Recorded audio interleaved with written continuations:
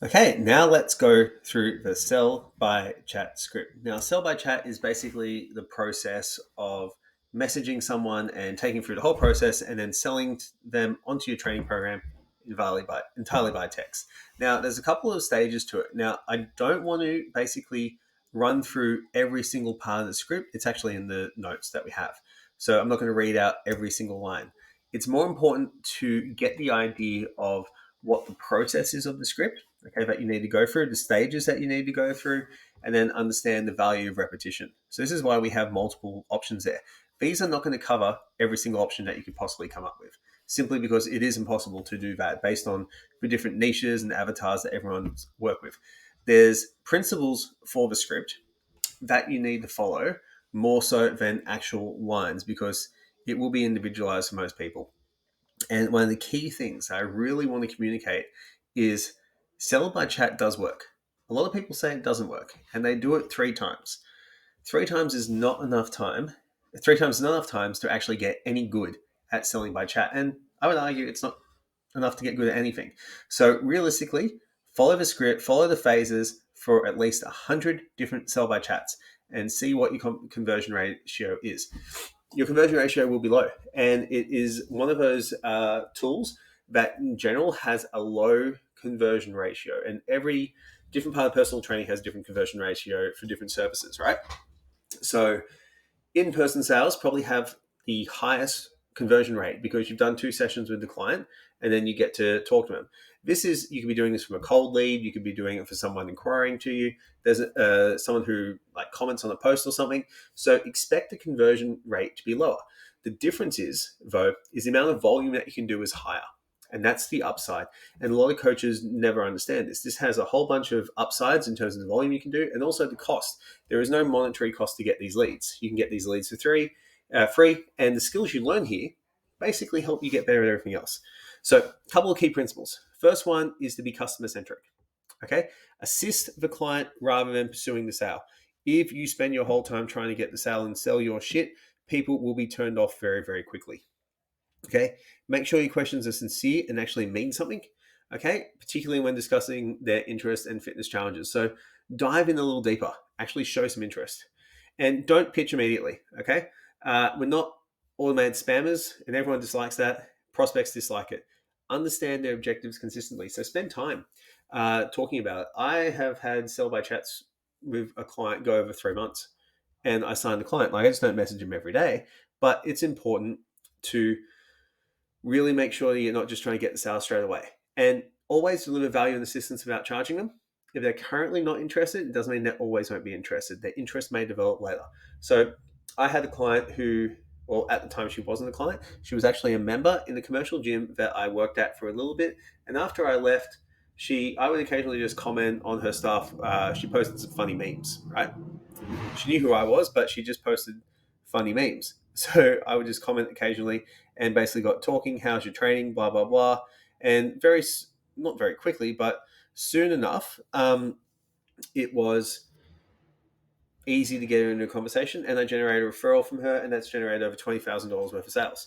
Uh, so this process works. It just doesn't work as quick as, getting a lead who's come to you and asked for a training session. And then mirror the tone of their responses. So if they're bro, it's bro. If it's babe, it's babe. It's mate, it's mate. So always mirror the tone. Now, one thing to be careful of, if you're a male talking to a female, maybe don't do that. Okay? Or a female talking to a male, because what happens is the other gender generally tends to think it's something else, which is fairly normal. So 6 phases that we have. We got we have commence initial interaction and begin with the conversation opener. Okay? We always want to say hi to someone, okay? And we want to have something to begin that conversation. So in the script, we've got lots of different ways to actually message them based if they already follow you, okay? And the other one is to engage with their content first. So like and comment on their post. So for example, what I would do, I'd go on Instagram and I might go, all right, cool, I need to get some leads. I can follow 20 people from my local gym that I train at. Okay, they'll probably recognize me to some extent. And they might see photos. I might have pictures of me training in the gym, whatever. When they see that, they follow me back.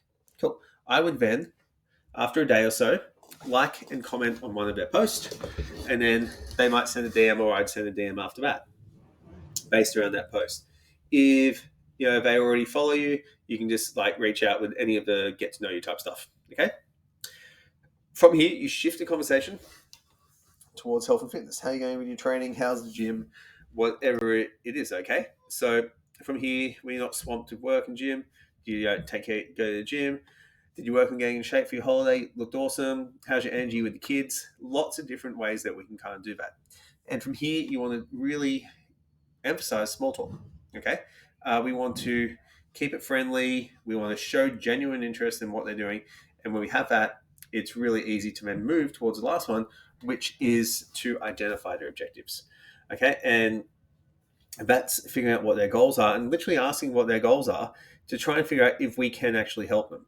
And I think it's really important to figure out if we can actually help them. So, current example, as of this day of recording, I got blood work and a whole bunch of MRI reports from a client who was a referral, not a sell by chat person.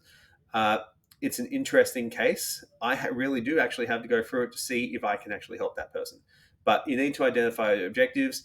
And one of the best things that you can do is if you cannot help that person, refer them to someone that can.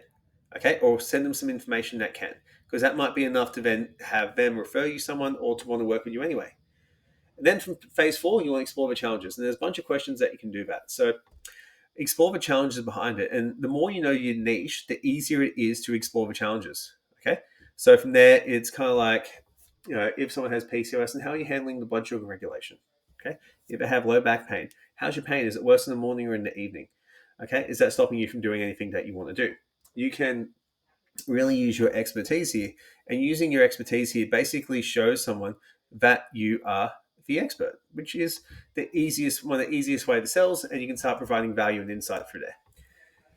Then from closing the sale, you can do a couple of things. You can offer resolutions to their problems, okay, and give solutions. And I highly recommend you give solution and actually come back 1 or 2 days later to see how it went for them. Now, I really like that approach because what it does is it shows that you're an expert and you're not entirely looking to get money out of that person. So, for example, someone's got back pain. I'm talking, oh man, I'm really ashamed to hear that. Hey, do you mind if I send you a video that I filmed for some of my clients that really helped them out with their lower back pain? And they'll say, yeah, that sounds fantastic. I sent it to them, and I'll follow them 1 2 days. How are you going? Oh, it was really cool. Really helps. Oh, fantastic. Hey, would you be interested in phase 6? Schedule a conversation. Could they help you get out of back pain, a lot faster? Would you be interested in going through this further with an individualized approach? Most people say yes. You get them to the call and you close. So by giving the value earlier on in the piece, it makes it so much easier to close later on in the piece. So hopefully that process makes some sense to you. Read through all the different messages and then actually just start and try and identify what part of the stage you're at. What most people tend to do, in my experience, is rush through phases 1 to 3 and really get to phase 5, 4, 5, 6. The more time spent in phases 1 to 3, the better off your results are going to be because you're not going to demonstrate that you're just after a sale. So do that. Best of luck. And if you have any questions, you can post them below with a screenshot in the chat and we'll be able to help you out.